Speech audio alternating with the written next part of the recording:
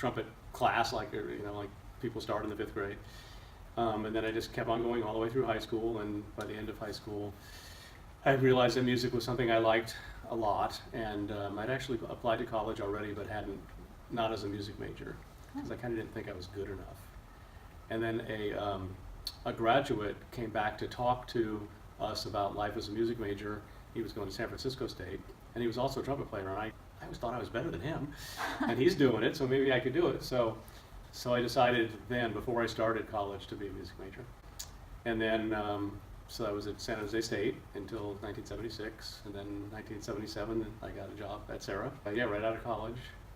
And I just never left. And by that time, to me, my greatest achievement is, in terms of being at Serra, was the tri-school program.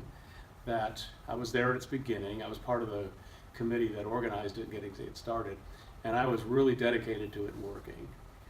And we probably wouldn't be having this conversation if it wasn't for that. I've been writing and composing and stuff. You've played some of my compositions. Is to get something published, and I finally got a choir piece published in 2015. So I checked that off the bucket list. So I guess that counts too. I don't have a recollection of being fanatic about music before I started playing trumpet, but I must have enjoyed it. And for some reason, playing trumpet in the 5th grade came pretty easily to me. I don't know why. Yeah, not at all. I actually thought I would not be a teacher because I didn't feel like I could deal with students that were like me, that were disruptive or hyper or whatever. When I was a junior, I think, I had a class where it was called Early Field Experience, where you got to work with it wasn't actual student teaching, but it was very much like it.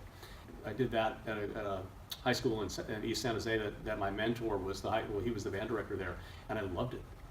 The kids were so responsive and eager and thought that I knew what I was doing, and I loved it. And that was at that moment that I decided I wanted to be a teacher. Oh, absolutely, yeah. I used to say that, what kind of a job do you get to pursue your hobby and your job at the same time? So you get to do it all day long, and it's a workshop. You got a trumpet part coming up that you have to play. Well, here's my trumpet. Here's the practice room. I can work on that. But also learning how to learn by watching the students and seeing, how to do things. You have to be able to speak the language to help every individual on whatever instrument improve. Well, I had no idea. Not at all. And what I discovered about myself is that I wasn't an early quitter. I told myself I would give it at least 5 years. And then at the end of 5 years, I was having a better time. It was getting easier. And then at 10 years, it was like, oh gosh, I can't quit now. I'm just starting to get a hang of this. So every year was more of that I just felt I had more to learn and more to give. I don't think I ever regretted going into teaching, and especially going into music. There were definitely times when it was really difficult, but it never, like I said, it never made me feel like I made the wrong decision to go into it. I really enjoyed being around teenagers. It just kept me feeling like I was in touch with the next generation of what's going to be important. That was my mentor when I was at San Jose State. He taught the marching band, and he's kind of one of the people that got me involved in drum corps. And he was an early inspiration. I also had to, when I started teaching here, kind of unlearn a lot of things I got from him, because he's really intense. And I learned, working with him, how to not take offense at it. I mean, back to the accomplishments, I'm proud of the fact that I got a master's. It took me 5 full years, and my kids were really young at the time, so it was a lot of burden on my wife, not just going to class, but having to write my thesis and all this stuff. It was hard, but I was really proud of myself for following through. And my advisor during that process was one of the best educators I've ever come across. I mean, she was nationally recognized. She was friends with Hillary Clinton. And she was on the national committee that developed what was called Goals 2000, when they developed the first national standards for music. She was a big part of that.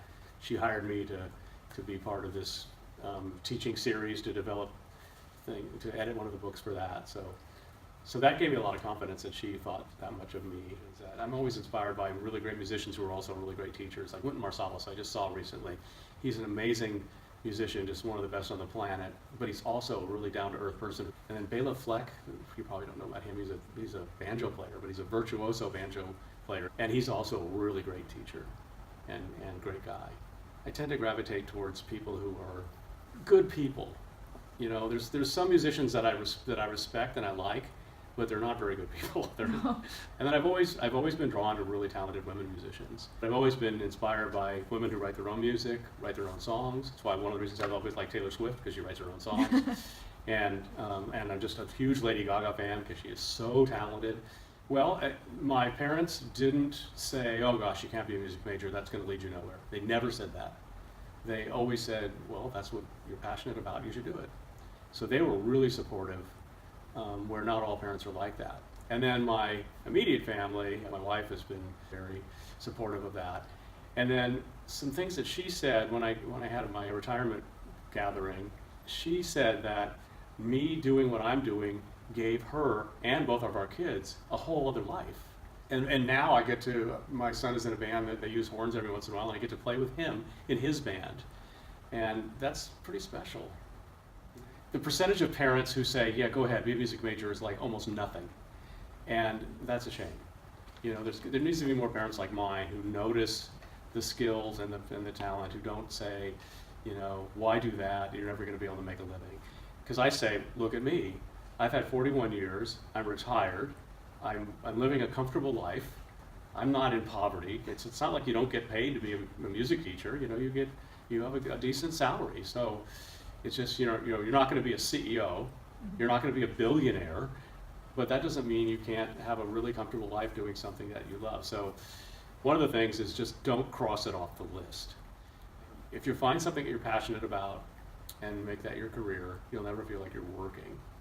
You just feel like you're doing what you were meant to do.